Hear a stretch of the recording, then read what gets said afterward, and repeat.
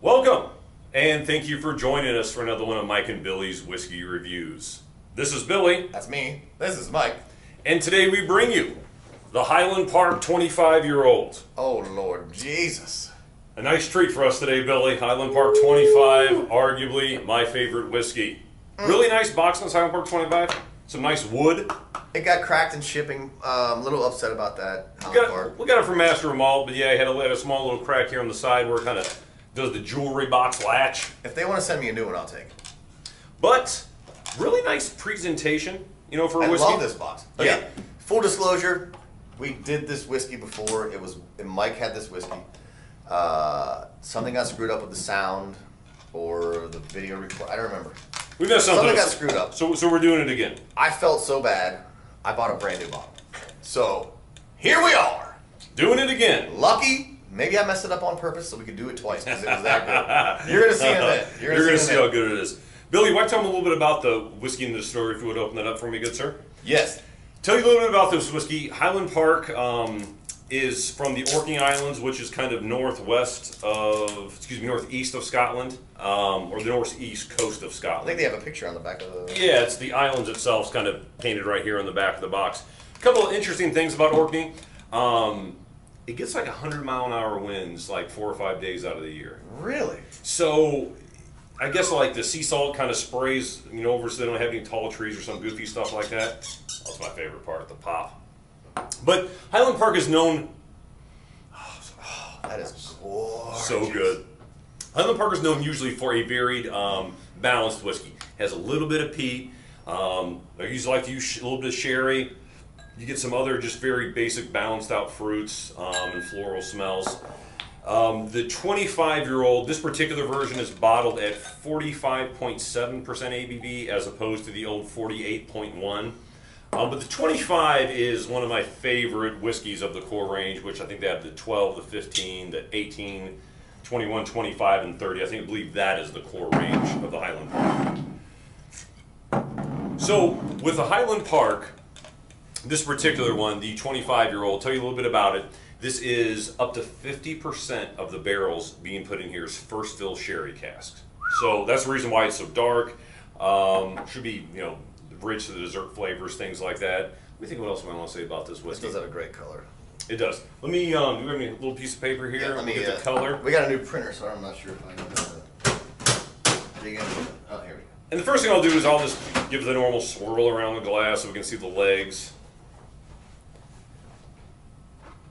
Really small legs, Bill.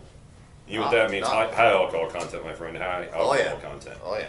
But to tell you a little bit about the color, this is I would say dark gold, light amber color. Depends on where you're looking at it, I think.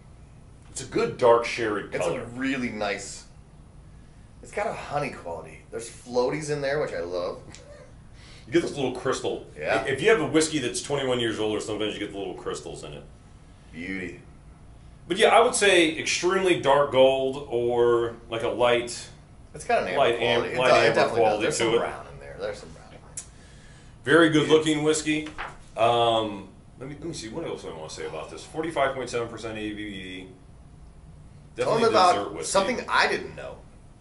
Because I ordered this bottle off of Masters of Malt because we screwed up the last recording.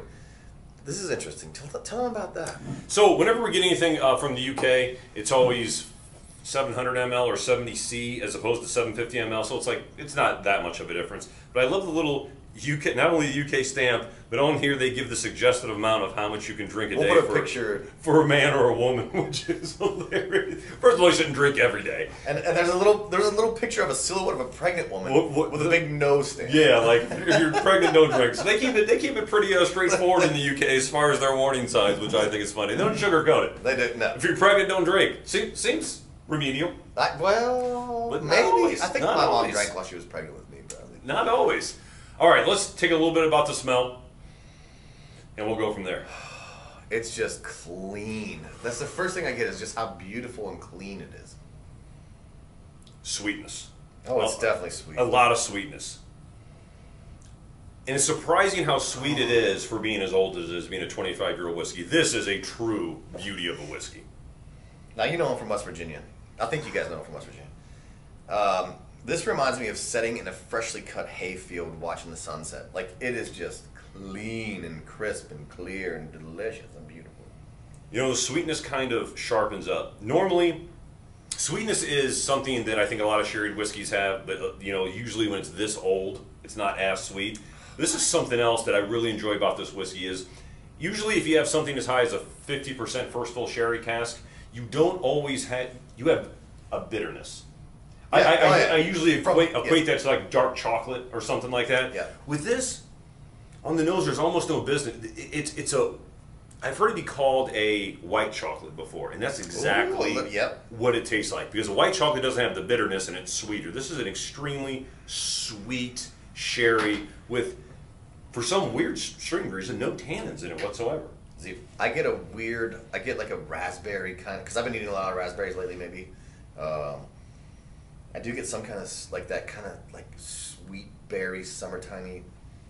I don't know how to explain it. This is, like I said, we've already done this once and we screwed up the video.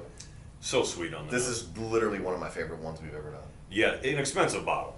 Expensive. I mean, really, in the I don't States remember here, what I paid for it, honestly. it's over $500. In the UK, to order it's $350 plus shipping or something like that. But it's not a cheap bottle. But this is one of the rare whiskeys that if I've spent $400 or $500 on it, I really feel it's worth it for the quality that you get in here. Yeah. If you ever had like an 18-year-old, imagine the 18 but sweeter and richer and thicker. It really is a huge step up.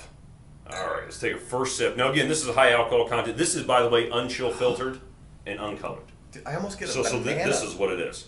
I almost get a banana off of that. I get dark fruits like I do with most sherry, but I don't get any of the bitter, darker fruits. I get like a lighter, rich fruit.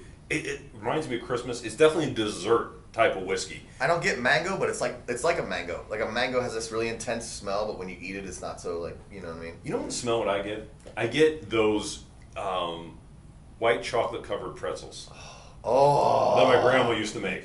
I mean, not the pretzel part of it, but like that white chocolate like that's drizzled on there right when you first make a white chocolate pretzel, which if you don't know what that means, it's just a pretzel covered in white chocolate. Delicious. But that candied, sugary white chocolate is what I just keep coming back to.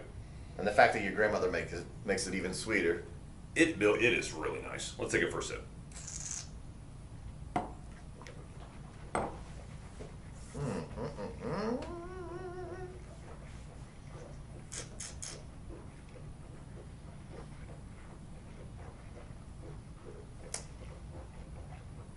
God, that is wonderful. That is so good. You don't want to swallow. No, you don't. You just want to keep it in your... Oh my God, that sweetness. I love immediately the dryness.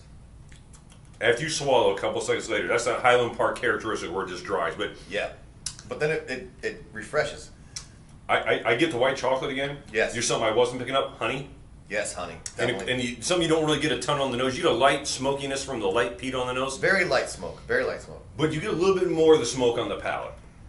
Yeah, the finish. The finish, yeah. So after you swallow and then you exhale, then the smoke comes in more. It was there on the nose, but not to the extent that it is on the palate, in my opinion. But again, I'm getting like a yellow raisiny. There is a raisin characteristic, a light raisin. You almost like a again, I keep going back to white chocolate. It's like a white chocolate covered raisin. It is very sweet. It is very yogurty kind of, because I don't eat a lot of white chocolate, but I eat like the yogurt covered, you know, whatever. I'm getting that. I'm definitely getting that sweetness. You're right. It's beautiful. And the mouthfeel is so different. You know, a lot of times with, say, like the Macallan 25 or the Macallan 21 or this Highland Park 25, any of the older whiskeys that are really, really a premium as far as price, it's not only about the smell and the taste, it's about the mouthfeel. Yes, absolutely. And this is a beautiful coating. It's full. It's dry but oily. It's right. So at first it's luscious when you put it on the palate. Flowery and gorgeous. Yeah, just so many things to sift through. It's complex. Yeah, I mean it's floral. It's honey. It's heather honey. It's white chocolate with raisins. It's so I got in there.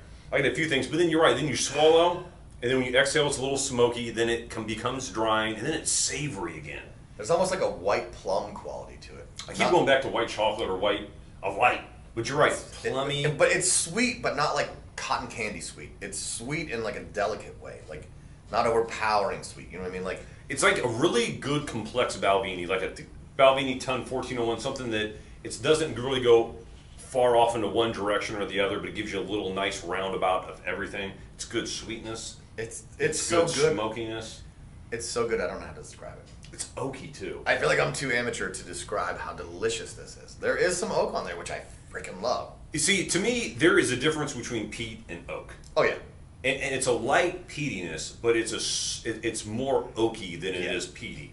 You know, Highland Park, I believe their ppm level is like around 5 or 8 as compared to Lagavulin or Lefroy, which is 35, 40, 45. Yeah. So the smoke in this isn't just all peat smoke. And it's a lot of wood smoke. You smell no peat or smoke. You don't smell a lot of smoke on the nose. It's so sweet on the nose. I don't even want to put water in it. It's perfect the way it is. Now again, this is the 45.7% ABV one as opposed to the 48.1.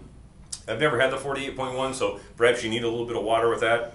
This needs no water. This is straight from the glass, perfect. This is straight from heaven. I'm going to make a suggestion here. Like, I'm going to step outside of class and talk shit to the principal.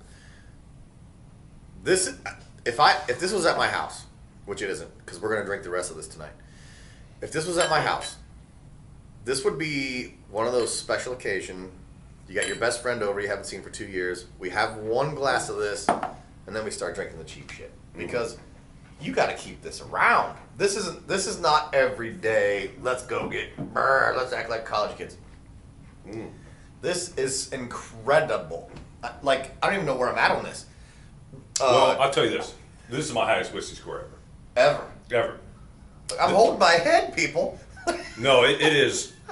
It is so rich. It is so complex. Like, it almost has a biscuity quality, kind of towards the end of it.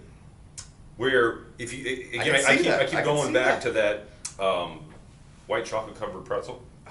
Like if you didn't have salt on it. So the pretzel part, I get it. Yeah. Yeah, like it's almost like that, like a little bit doughy and chewy kind of at the end. I don't even know how to score this. Well, this is my highest whiskey score. I'm going 94 out of 100 as far as the score on this whiskey. This is one of my favorite whiskeys, a top 3 whiskey I've ever tasted in my life. I even like it better than the Highland Park 30-year-old. I mean, it's right there with the best whiskeys I've ever had. It's up there. I'm not even going to score this whiskey because I don't even know what to say. It goes to 11 for those of you who are fans of that movie.